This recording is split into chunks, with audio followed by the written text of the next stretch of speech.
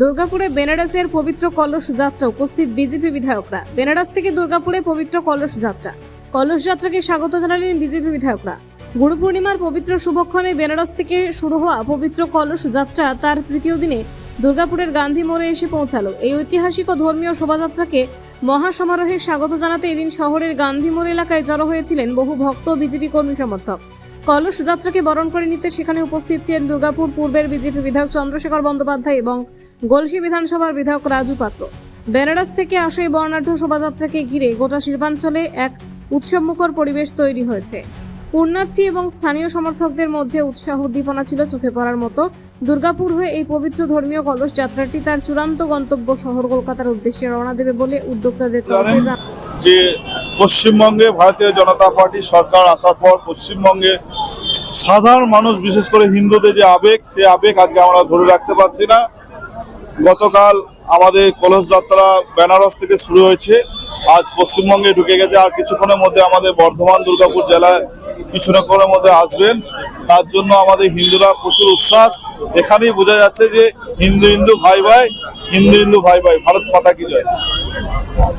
আমাদের পূর্ণ আস্থার জায়গা কাশী বিশ্বনাথ বেনারস থেকে পণ্ডিত রবিদাসজির বিচারধারা আর আদি সমস্ত হিন্দুত্বের যে আমাদের যে প্রতিফলন, হিন্দু একতাকে সর্বাগ্রে প্রচারণের জন্য, হিন্দু জাগরণের উদ্দেশ্যে আজকে বেনারস থেকে সুদূর কলকাতা পর্যন্ত একটি কলস যাত্রা হচ্ছে। পণ্ডিত রবিদাসজির ভাবাবেগ, বিচারধারা, তার আদর্শ সমাজের মধ্যে তার কাজ করার জন্য, তিনি সমগ্র হিন্দু সমাজকে একত্রিত করার জন্য তিনি যে কাজ করে গেছেন, সেই কাজকে মানুষের মধ্যে প্রচারে রাখা। তার পশ্চিমবঙ্গের মধ্যে এই যে আজকে আমাদের গান্ধী মোড়, মুচিপাড়া, বুধবুধ হয়ে বর্ধমান হয়ে একদম কলকাতা পর্যন্ত এই কলস যাত্রা যাবে।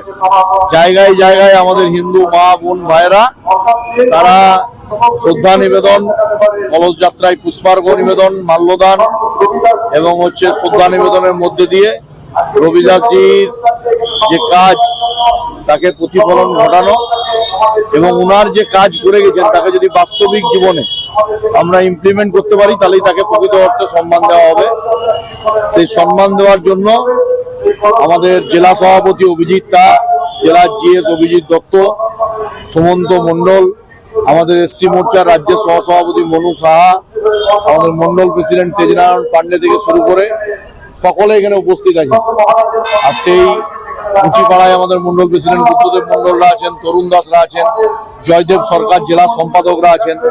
সকলে মিলেই কার্যক্রমকে আজকে একটা রূপ দেওয়া হয়েছে এবং বাংলার যারা হিন্দু মা ভাই বোন আছেন তাদেরকেও আমরা নতমস্তকে প্রণাম জানাই। তারা বাংলায় এবার হিন্দুরা একত্রিত ভাবে 207 জন হিন্দু বিধায়ককে নির্বাচিত করে পশ্চিমবঙ্গ বিধানসভায় যাওয়ার ছাড়পত্র দিয়েছেন।